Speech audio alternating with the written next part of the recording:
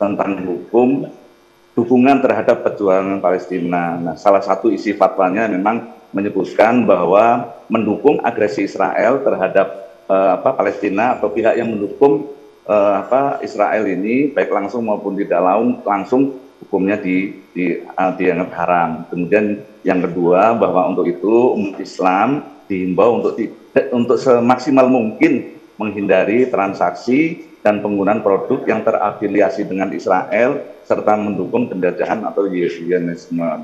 Nah, pada dasarnya sikap pemerintah dalam ini Kementerian Perdagangan memandang bahwa fatwa atau rekomendasi yang dikeluarkan oleh Komisi Fatwa MUI adalah suatu bentuk himbauan atau seruan keberpihakan umat Muslim Indonesia kepada rakyat sipil Palestina yang ini juga sejalan dengan sikap pemerintah Indonesia untuk mendukung negara Palestina untuk Palestina merdeka. Ya, nah, fatwa itu sendiri kalau dalam pandangan kami fatwa itu sendiri masih karena adalah dalam koridor wajar mengingat pemilihan penggunaan produk yang dinilai terafiliasi ini dengan Israel atau mendukung Zionisme ini tetap dikembalikan kepada masyarakat umum secara luas.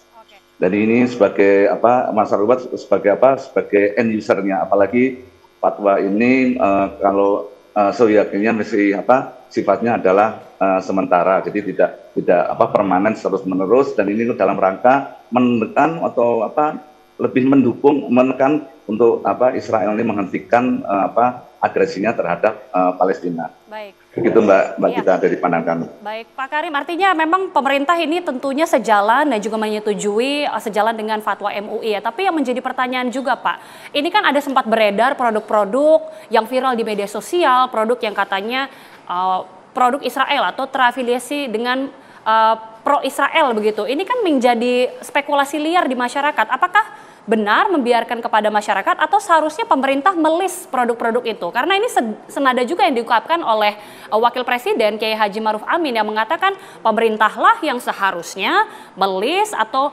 menseleksi lah istilahnya produk-produk ini.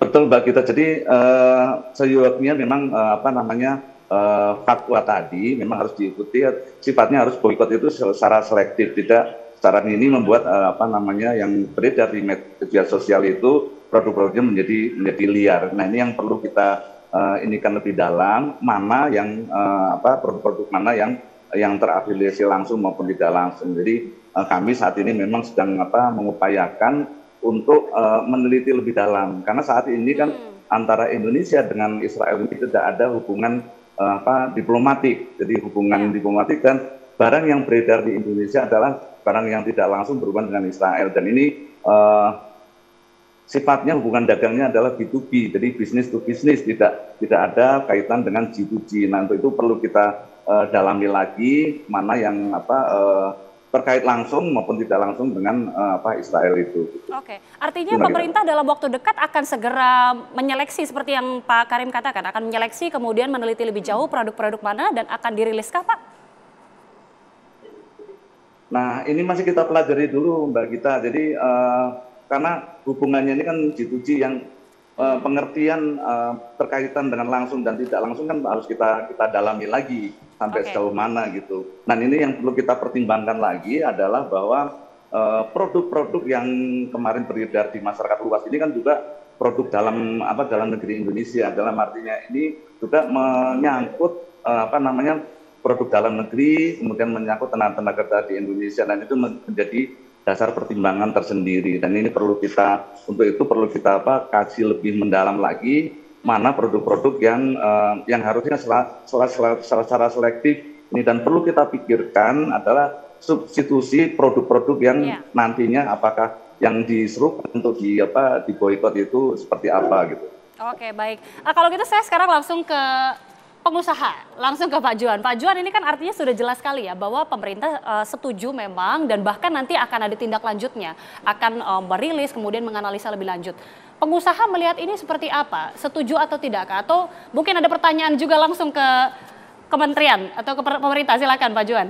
Terima kasih, selamat malam. Jadi yang yang kita lihat adalah respons yang dilakukan MUI ini adalah sebuah respons untuk pemerintah melakukan sesuatu untuk kepentingan membela Palestina. Pada saat itu belum dilakukan kegiatan apa-apa, tapi setelah MUI bicara, mulai kita Kementerian Luar Negeri mulai mengeluarkan sebuah statement terhadap ketidaksetujuan perlakuan terhadap wilayah Gaza.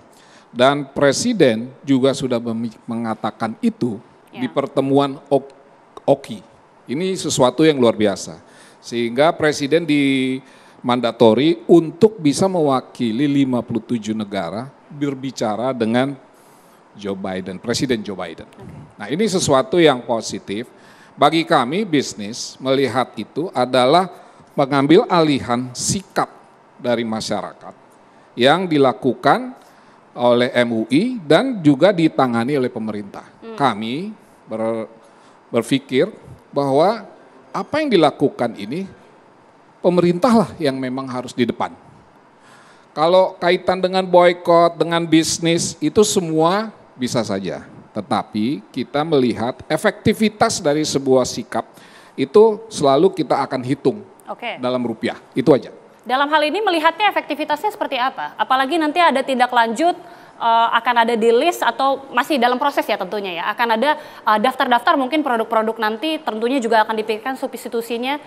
Melihatnya bagaimana dari pengusaha? Kalau kita pakai data, penduduk Israel itu ada 9 juta. Bisnisnya dia lebih advance dari kita, teknologi. Sehingga hubungan langsung terhadap konsumen di Indonesia hampir tidak ada. Sehingga apa yang kita adopt dari Israel adalah produk-produk teknologi yang itu tidak keluar dari nama Israel. Jadi kita juga sulit untuk mengatakan bahwa dampaknya nanti kemana gitu. Kalau teknologi itu dia udah mempunyai ekosistem. Ekosistemnya itu di berbagai negara seluruh dunia.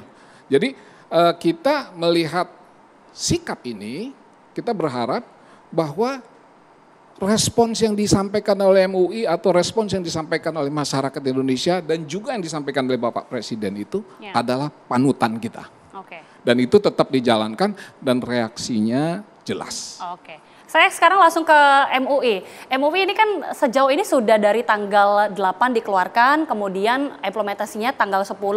Bagaimana kemudian MUI melihat setelah dikeluarkan fatwa MUI ini dampaknya kepada di masyarakat sendiri? Nanti bisa dijawab, tapi usai jeda Pak. Saat lagi kami akan kembali.